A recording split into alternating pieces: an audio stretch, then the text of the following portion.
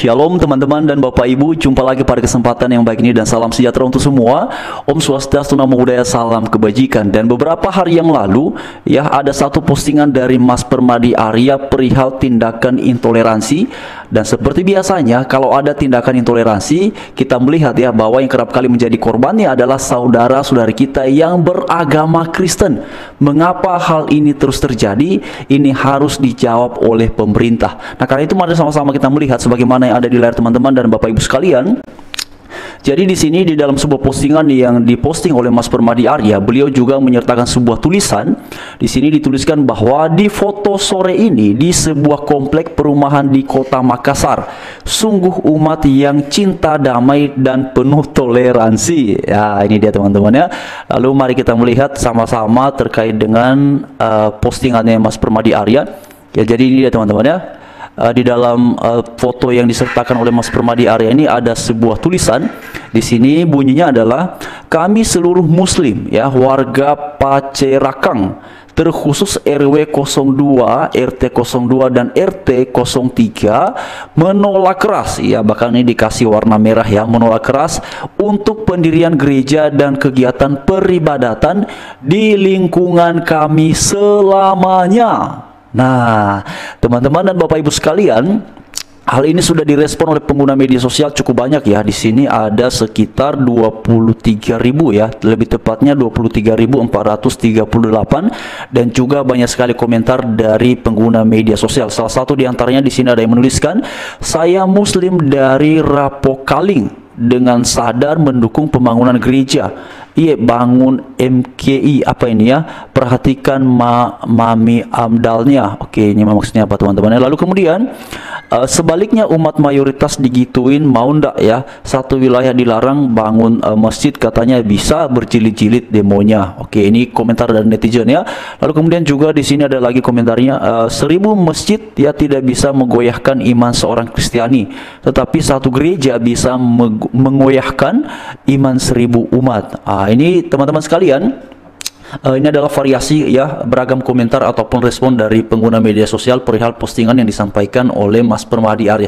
Tapi yang menjadi poin penting sebenarnya adalah mengapa hal-hal seperti ini ya di tengah-tengah kita mengaku secara bersama-sama, meyakini secara bersama-sama bahwa bangsa ini, bangsa Indonesia adalah bukanlah bangsa dan negara agama, melainkan bangsa dan negara yang beragama. Karena itu di bangsa kita di Indonesia bukan hanya ada satu agama, ada banyak agama yang secara resmi diakui oleh negara, dan sebagaimana yang diamanatkan oleh konstitusi kita di bangsa ini, tiap-tiap warga negara Indonesia punya hak, punya kebebasan ya untuk memeluk agama yang dianutnya. Nah, kalau kemudian konstitusi kita menjamin bahwa tiap warga negara Indonesia ini punya hak untuk memeluk agama yang dianutnya, berarti ini kan punya kebebasan ya, itu adalah hak yang melekat pada tiap-tiap insan yang beragama. Tapi kemudian justru ada sekelompok orang ya yang dalam hal ini kerap kali memang mereka tidak bisa dipungkiri ya, seringkali menyebutkan identitas keagamaan yang mereka anut, tetapi teman-teman mari kita membatasinya ya. Saya juga tidak mau nanti teman-teman menyamakan secara keseluruhan, karena tidak bisa kita pungkiri banyak juga saudara kita yang non-Kristen yang begitu luar biasa membela dan menyuarakan hak-hak dari saudara-saudara kita yang beragama Kristen. Karena itu ini memang dilakukan oleh sekelompok orang, dan dalam mereka melakukan aksinya memang tidak bisa kita pungkiri juga kerap kali menyertakan identitas keagamaan yang mereka anut. Tapi itu terserah mereka saja ya. Namun yang dalam hal ini saya secara pribadi berharapnya adalah kepada pemerintah, karena saya meyakini hal-hal seperti ini tidak akan terus terjadi bila ada tindakan tegas, bila ada konsekuensi tegas dari para penegak hukum terhadap mereka-mereka yang berbuat intoleransi, yang berperilaku tidak sesuai dengan apa yang diamanatkan oleh Pancasila. Ya, dan bagi saya secara pribadi, pelarangan kegiatan peribadatan terhadap penganut umat agama lain, ya bukan hanya kepada Kristen, kepada penganut agama manapun, itu kalau dilarang, ini kan sama halnya dengan melakukan pelanggaran hak terhadap si bersangkutan. Kenapa begitu teman-teman semua, Bapak Ibu sekalian? Karena beragama ini kan hal yang melekat ya, hak yang melekat pada diri tiap kita ya yang merupakan warga negara Indonesia. Karena itu berharap sekali kepada Bapak Presiden Prabowo Subianto, kepada Pak Gibran agar kiranya memberikan perhatian yang serius perihal ini supaya jangan lagi terjadi di masa mendatang. Karena teman-teman sekalian, kita sudah lihat ya, bahkan dalam beberapa kesempatan Pak Gibran itu kan beliau menyampaikan bahwa ya beliau bersama dengan Bapak Presiden Prabowo Subianto sebagai Presiden RI itu berkomitmen untuk menegakkan keadilan, ya, untuk tegakkan toleransi di bangsa kita yang kita cintai ini sesuai dengan yang semestinya, sesuai dengan yang seharusnya. Tetapi lihat, masih saja terjadi. Artinya apa?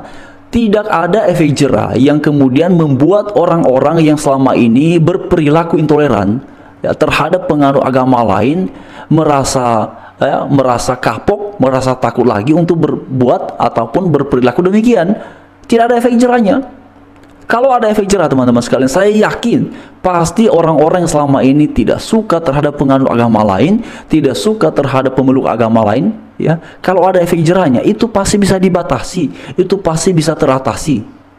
Tapi justru karena belum ada efek jerahnya, maka seperti ini terus. Kalau bukan di daerah A, terjadilah di daerah B. Kalau bukan di daerah B, maka terjadilah di daerah C. Dan demikian terus-menerus terjadi. Sudah sekian tahun pelarangan ibadah, pembubaran ibadah, pelarangan gereja, penolakan gereja, dengan berbagai macam alasannya, masih saja terjadi di bangsa kita, di Indonesia ini.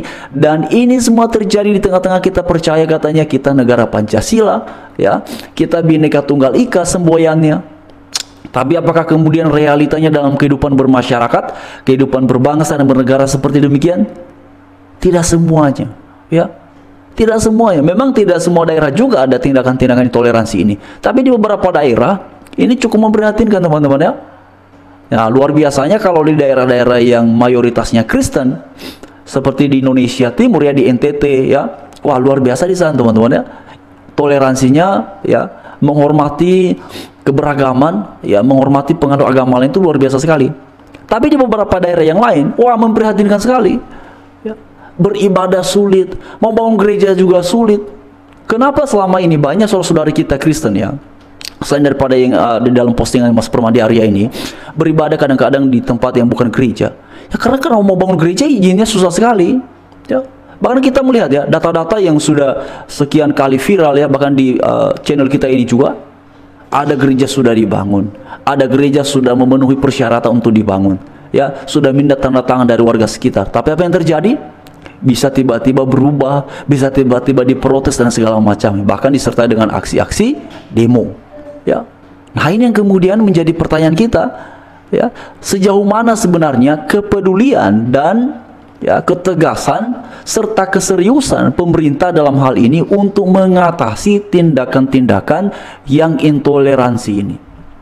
Ya, bukan hanya pemerintah, wakil rakyat baik yang ada di kabupaten kota, ya, provinsi, ataupun yang kemudian ya ada di DPR RI. Ya, di mana bentuk kepeduliannya, di mana suaranya, di mana ya solusinya atas situasi-situasi yang seperti ini. Dan ini kan bukan sesuatu yang baru. Harusnya ini menjadi salah satu agenda yang penting, karena bagaimana bangsa ini bisa menjadi bangsa yang besar, bisa menjadi bangsa yang maju ke depan, kalau hal-hal seperti ini saja belum tuntas diselesaikannya.